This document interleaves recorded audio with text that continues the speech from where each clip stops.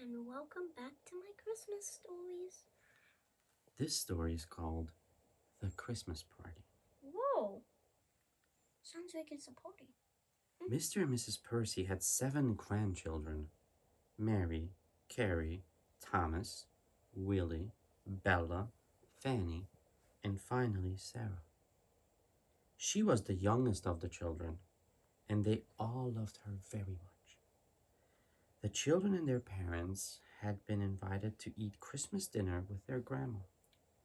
They were glad, for they liked to go to their grandma's very much. At last Christmas Day came.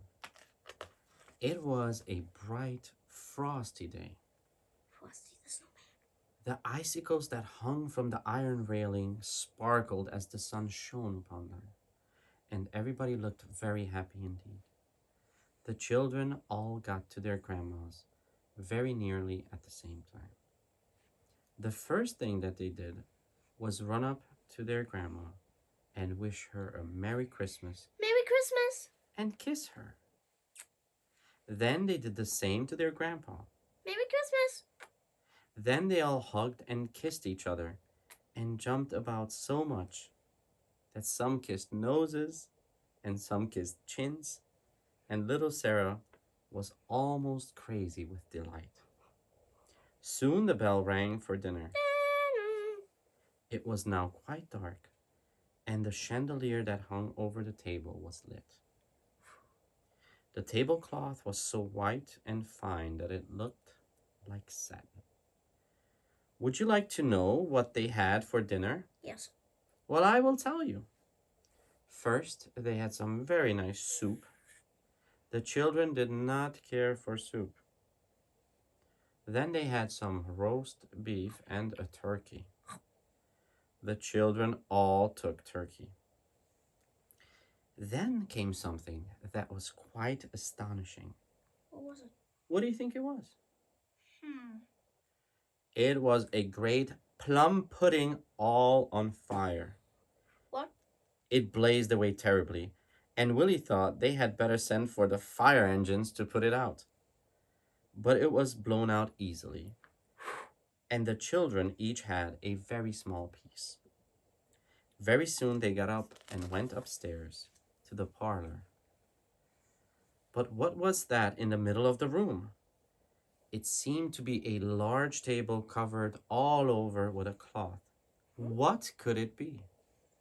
Willie said, "Grandma, that table looks as if something was on it."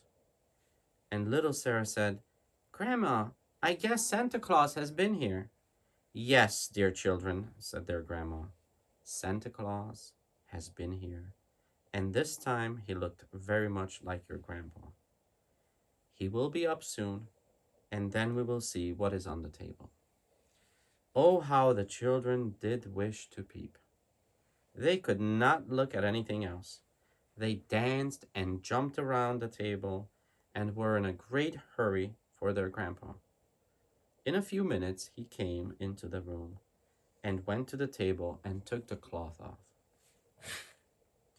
The table was covered with beautiful things, and under it was something that looked like a little red brick house. "Well," said their kind grandpa, "my dear children, you may go up to the table and see if you can find out who they are for." The children gathered around the table, and Willie took from the top a fine boat with all her sails set. His eyes sparkled when he saw written on the slip of paper which lay on the deck these words: "For my dear Willie." Woohoo! The children clapped their hands, and nothing was heard but, How "How beautiful!" "It is a ship of war," said Willie. "Only look at the little brass guns on her deck." "Thank you, dear grandpa." "What is the name of my ship?" "Her name is painted on her stern," said his grandpa. Willie looked and saw that she was called the Louisa. The other children laughed, for Willie knew a very pretty little girl named Louisa, and he liked her very much. After they had all admired the boat, they went back to the table, and there were two beautiful picture books, one for Bella and one for Mary. Next to these was a large doll for Carrie and another for Fanny. Carrie's doll was dressed in blue satin with a white satin hat, and Fanny's doll was dressed in pink satin with a black velvet hat and feathers. They hugged their dolls to their little breasts and then ran to hug and kiss their grandpa. Carrie said, "My dolly's name shall be Rose." And Fanny said, "My dolly's name shall be Christmas, because I got her on Christmas Day." Well, I must hurry and tell you the rest, for I am afraid my story is getting too long. Thomas found for him a splendid zoo, and all the animals made noises like real animals. There were roaring lions, and yelling tigers, and laughing hyenas, and chattering monkeys, and growling bears, and many other wild beasts. Oh, how pleased Thomas was, and all the children. Little Sarah did nothing but jump up and down and say, "So many things! I never saw so many things." But who was to have the little house under the table, I wonder? There was a little piece of paper sticking out of the chimney, and Sarah pulled it out and carried it to her grandpa. He took her up in his arms and read it to her. It said, "A little house for my little darling Sarah." "It is for me," said the little girl. "My name is Sarah, and it must be for me." Her grandpa drew the little house out and opened it. The whole front of the house opened, and there were two rooms. One was a parlor, and one a bedroom. The children all cried out, "Look at the table, and the red velvet chairs, and the elegant curtains. Oh, how beautiful it is!" Little Sarah did not say a word. She jumped up and down, her eyes shining like diamonds. She was too much pleased to speak. At last she said, "There is a young lady sitting in the chair with a red sash on. I think she wants to come out." "You may take her out," said her grandpa.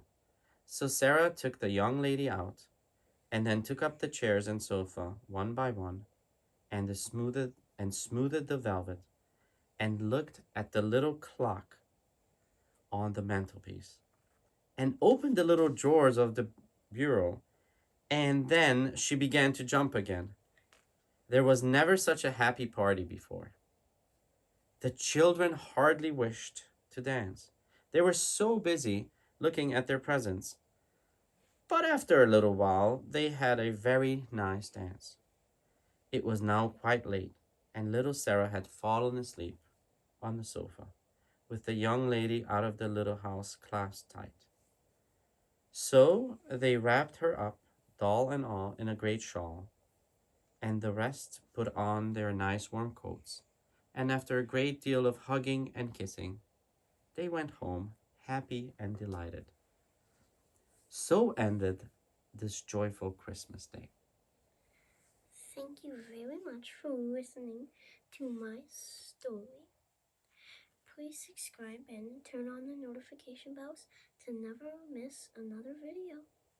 See you soon, friends. Goodbye.